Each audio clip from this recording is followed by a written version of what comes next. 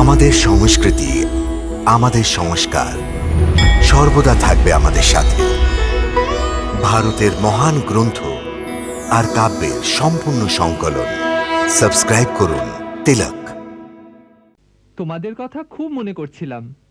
দেখলে, আমি বলেছিলাম না ও আমাদের খুব মনে করছিল। তোর কথা খুব মনে করে। আমারও খুব মনে পড়ে বাবা। কানাই, কানাই, কানাই। গোকুলপতি আসুন। অনেক বিলম্ব হলো আসতে। যমুনা পার হতে বিলম্ব হয়ে গেল। ঠিক আছে, আমি ক্ষমা করে দিয়েছি। কিন্তু আপনার যে বীর পুত্রের অনেক চর্চা শুনে আসছি, সে এখনো এলো না কেন? ও নিজের গয়লা সখাদের সঙ্গে কিছুক্ষণ পরেই আসছে মহারাজ। অতি উত্তম কথা। আপনি নিজ স্থানে বিরাজ করুন। রাজকুমার কৃষ্ণের রাজকুমার কৃষ্ণের রাজকুমার কৃষ্ণের আমি তো সর্বদা তোমার সামনেই আছি কংস, কেবল তুমিই আমায় চিনতে পারোনি। আমি তো বারবার তোমায় আমার স্মরণে আসার সুযোগ দিয়েছি, কিন্তু এখন তোমার পাপের ঘরা ভরে গেছে। এ তোমার অন্তিম সময়। এখনো ফেলে দাও তোমার ওই খড়গ আর আমার স্মরণে এসো। আমি তোমায় ক্ষমা করে দেব, আমি তোমায় ক্ষমা করে দেব।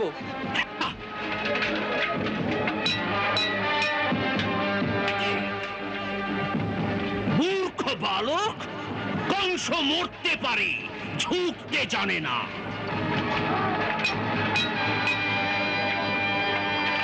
মৃত্যু আমার না তোর?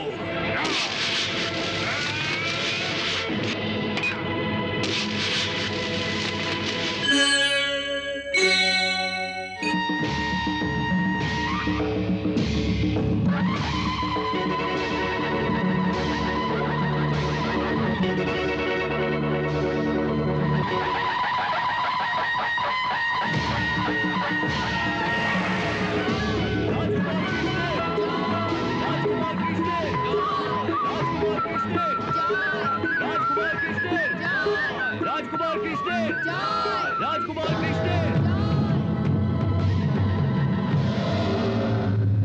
যাও গজরাজ, আজ রাজভক্তি দেখাবার অবসর এসেছে। ভুল করো না, যাও।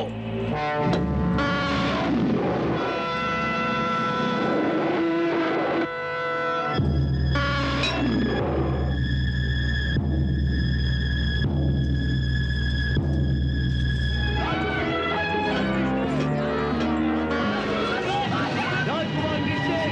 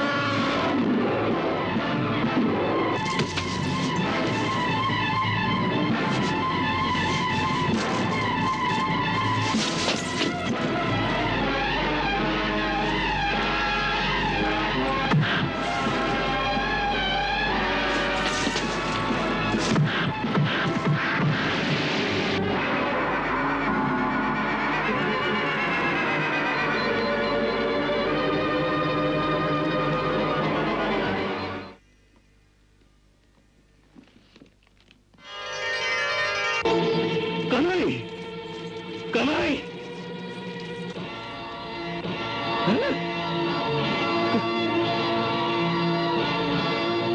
কানাই, কানাই, কানাই, কানাই। বাবা,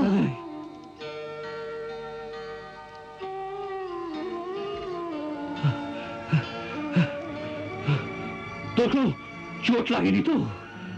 না বাবা, কিছুই হয়নি আমার। এই দৃশ্য দেখে তো আমার প্রাণ যাবার উপক্রম হয়েছিল। আমি যশোদা মায়ের হাতের মাখন খেয়েছি যে বাবা। এই হাতি আমার কি ক্ষতি করতে পারে?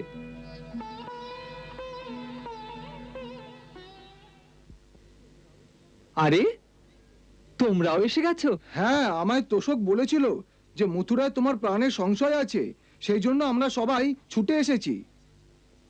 আর তুমি চিন্তা করো না, আমরা তোমার রক্ষার জন্য তোমার সঙ্গেই আছি। এ খুবই ভালো কথা, তোমাদের কথা খুব মনে করছিলাম। দেখলে, আমি বলেছিলাম না ও আমাদের খুব মনে করছিল।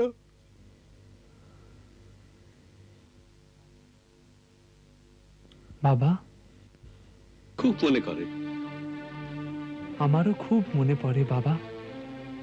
কানাই, কানাই, কানাই।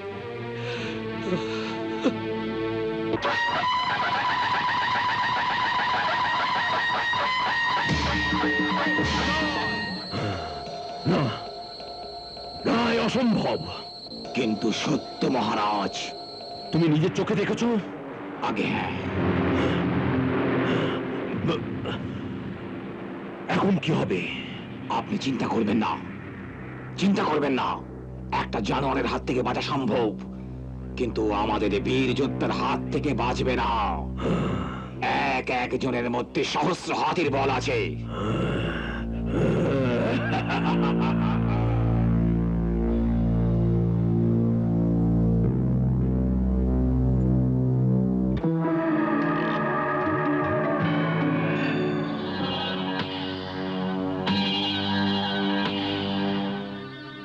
অনেক বিলম্ব হলো আসতে। যমুনা পার হতে বিলম্ব হয়ে গেল। ঠিক আছে, আমি ক্ষমা করে দিয়েছি। কিন্তু আপনার যে বীর পুত্রের অনেক চর্চা শুনে আসছি, সে এখনো এলো না কেন? ও নিজের গয়লা সখাদের সঙ্গে কিছুক্ষণ পরেই আসছে মহারাজ। অতি উত্তম কথা। আপনি নিজ স্থানে বিরাজ করুন। রাজকুমার কৃষ্ণের রাজকুমার কৃষ্ণের রাজকুমার কৃষ্ণের রাজকুমার কৃষ্ণের রাজকুমার কৃষ্ণের রাজকুমার কৃষ্ণের রাজকুমার কৃষ্ণের রাজকুমার কৃষ্ণের রাজকুমার কৃষ্ণের।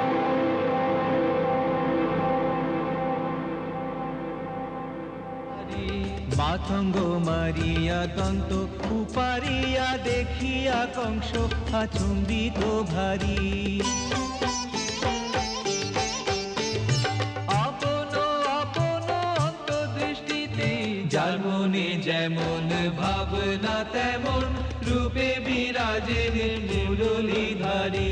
যার মনে যেমন ভাবনা তেমন রূপে বিরাজেন মুরলীধারী। অর্জুর দম দুর্বার অজেয় অরিজিৎ জয় দো বলবীর। সুসজ্জিত সুকুমার রণাঙ্গনে দাঁড়ায় মথুরেশ করি উন্নত শির।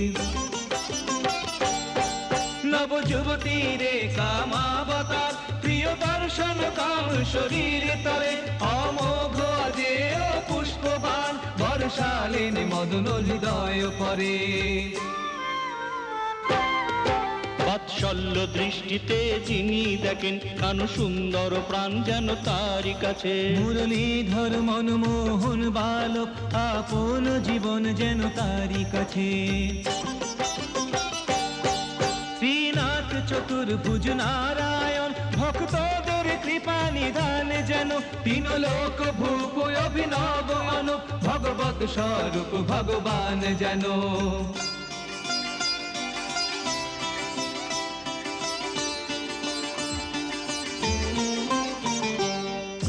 কুটিল খল কপট কংস সভয়ে নিহারে যেন যমরাজে।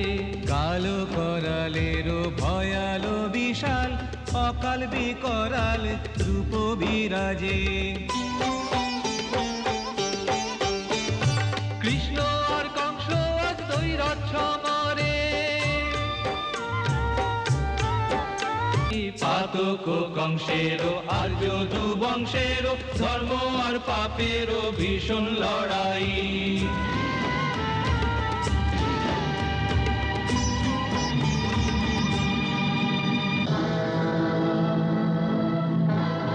যে রাজার সামনে এলে রাজাকে প্রণাম করতে হয়। রাজন, এই মর্যাদা তো তার জন্যে হয় যে রাজার কাছে কিছু আশা করে আসে, কিছু ভিক্ষা করতে আসে। কিন্তু আমাদের তো স্বয়ং আপনি অক্রুর কাকার দ্বারা এখানে আসার নিমন্ত্রণ পাঠিয়েছেন, এবং মথুরা নগরে প্রবেশ করার পূর্বে আমরা আপনার রাজপত্রও পেয়েছিলাম, যাতে লেখা ছিল যে মথুরা আমাদের স্বাগত জানাচ্ছে। এই অবস্থায় মর্যাদা তো এই যে যিনি নিমন্ত্রণপত্র পাঠিয়েছেন তারই ধর্ম যে অতিথির আগমনে প্রথমে তিনি অতিথিকে অভিবাদন করেন।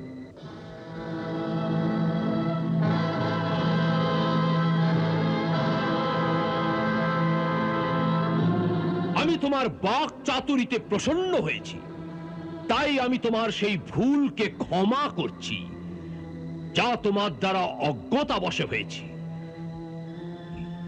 কারণ গ্রামে থাকার কারণ তোমার এখনো রাজমর্যাদার পুরো জ্ঞান হয়নি। না রাজন, আমাদের রাজমর্যাদারও জ্ঞান আছে। আমরা জানি যে প্রথমবার কোনো রাজার সম্মুখে গেলে খালি হাতে যাওয়া উচিত নয়, কিছু উপহার নিয়ে যাওয়া উচিত। এই চিন্তা করেই আসার সময় পথে এক পাগল হাতিকে বধ করে ওই অমূল্য হাতির দাঁত আপনাকে উপহার দেওয়ার জন্য এনেছি। একে স্বীকার করুন রাজন।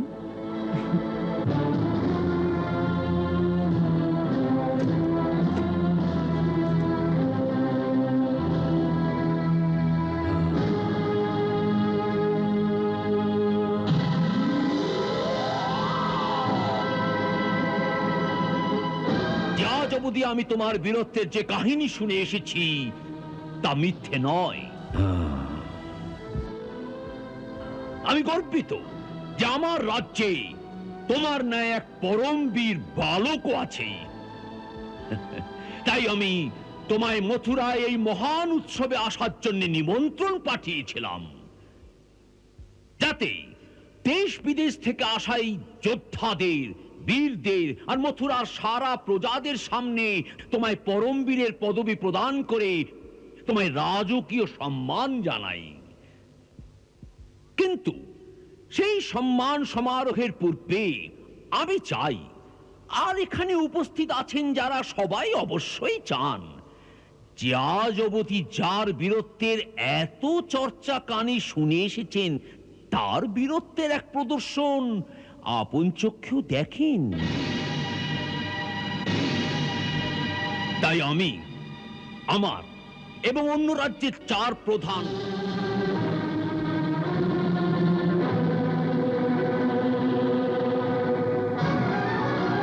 এদের মধ্যে তুমি যাকে ইচ্ছে পছন্দ করো আর তার সাথে কুস্তি করে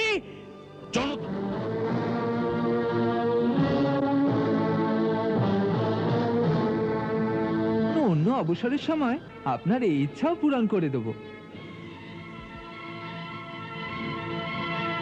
এর চেয়ে অধিক অন্য কোন সুযোগ কখন আসবে? আবার কবে একত্রিত হবেন? আজ আমরা এদের সকলের সামনে মল্ল তো আনন্দ পাবেন।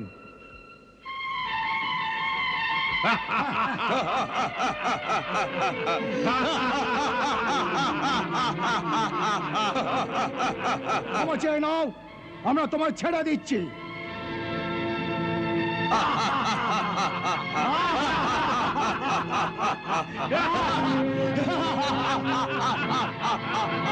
দাঁড়িয়ে থাকা বীর সে হয় যে কোমর বেঁধে সামনে এসে দাঁড়ায়, নয়তো তোষকের কথাই ঠিক। তোমার এই যত বীরত্বের সব চর্চা কেবল ভুয়ো ব্যাপার নেই।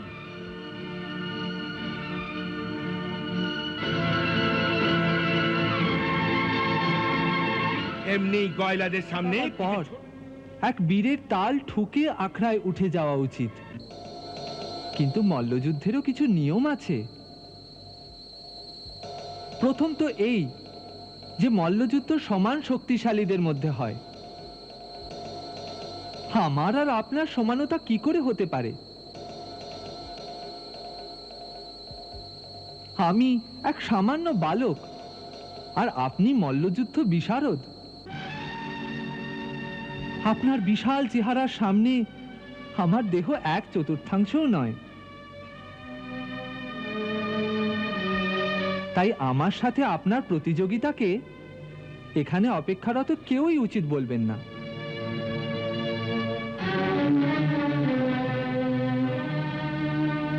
কৃষ্ণ ঠিক বলে। এমন মহামল্লার কুস্তি নিয়ম বিরুদ্ধ। এ অন্যায়! অন্যায়! অন্যায়! অন্যায়! অন্যায়!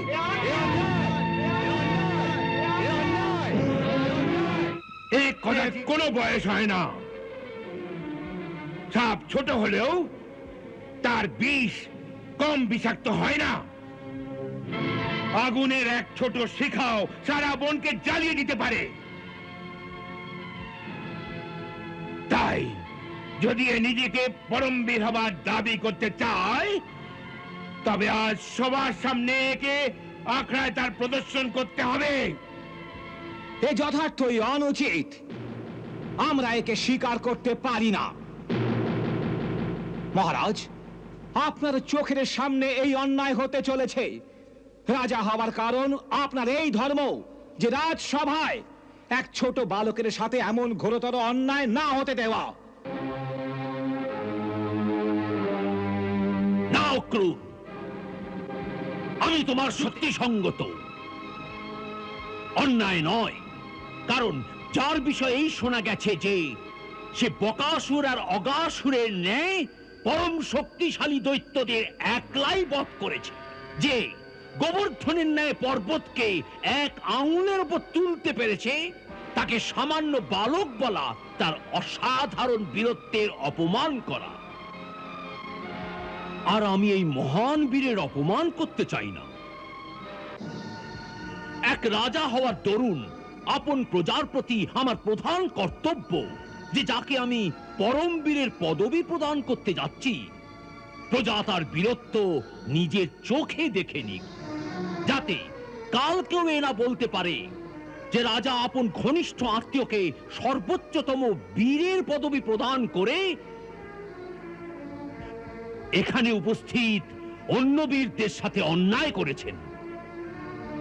এমনি দৈত্যদের বধ করেছে, তার এই তুচ্ছ মানবদের সাথে লড়তে ভয় কিসের? তাই আপনি নিশ্চিন্ত মনে বসে থাকুন। মহারাজ কংস, আমি নিশ্চিন্তে বসতে পারি না, কারণ আমি দেখছি আপনার সমস্ত যুক্তির পেছনে কৃষ্ণের হত্যার ষড়যন্ত্র কাজ করছে। মহারাজ কংস, এ অন্যায় নয়, অত্যাচারও। আর আমি আর আমার যাদব বীর আমাদের জীবিত অবস্থায় এই অন্যায় হতে দেব না।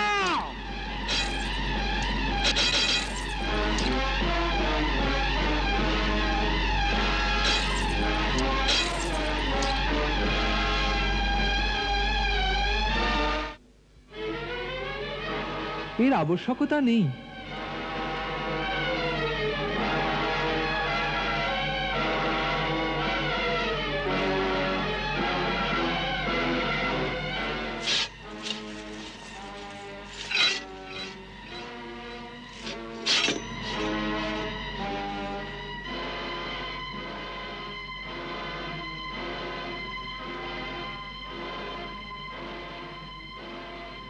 তাদের এই বিশ্বাস দেওয়ার জন্যে যে আমি সেই মহান দৈত্যদের সংহার করে এখনো পর্যন্ত এই রাজ্যকে রক্ষা করেছি, তাই আমায় আবার আমার পরাক্রম দেখাতেই হবে।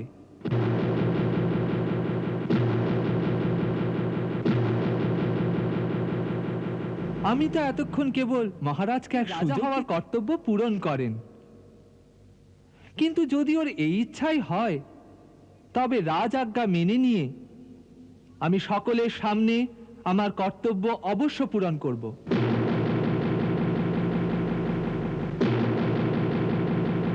আমি এই মল্লযুদ্ধের জন্য আপনাদের মধ্যে যিনি চান আমার সামনে আসতে পারেন।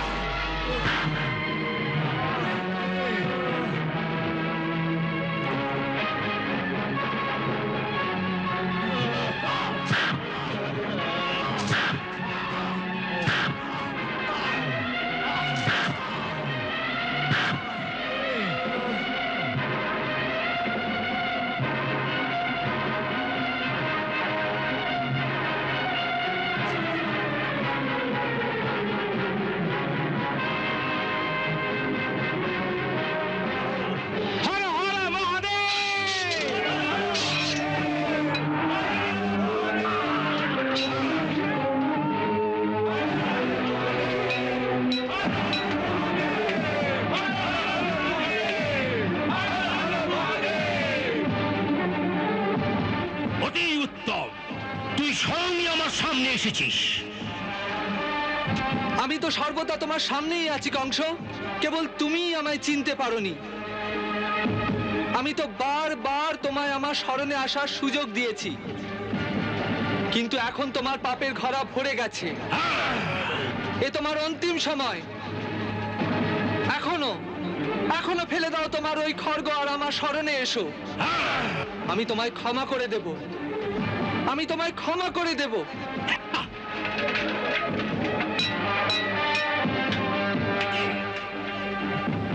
মূর্খ বালক, কংস মরতে পারে, ঝুঁকতে জানে না।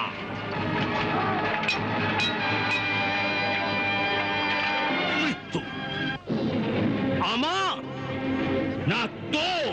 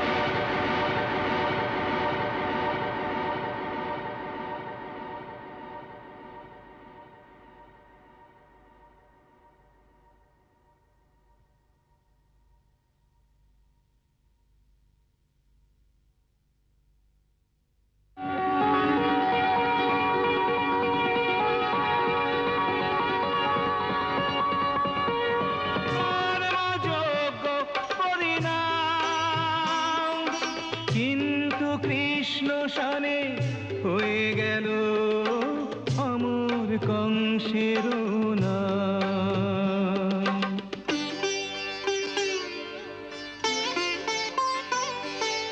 লক্ষ কংস উদ্দেশ্য কংস কৃষ্ণ অবতারের কংসই কারণ।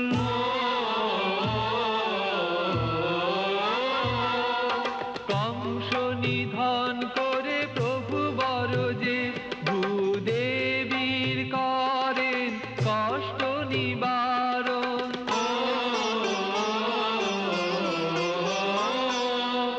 সব কিছুই পরিপূর্ণ হলো যে পরিপূর্ণ তার কংসই কারণ। কৃষ্ণের হাতে সদ্গতি পেয়ে কংসের ভাগ্য হলো অসাধারণ। কংসের ভাগ্য হলো অসাধারণ। বৈরভাবে তে করে গেছেন সদাই কৃষ্ণের ধ্যান। পাপী কংসেরও হলো তবু হরিচরণেতে স্থান। জয় জয় কৃপানিধান।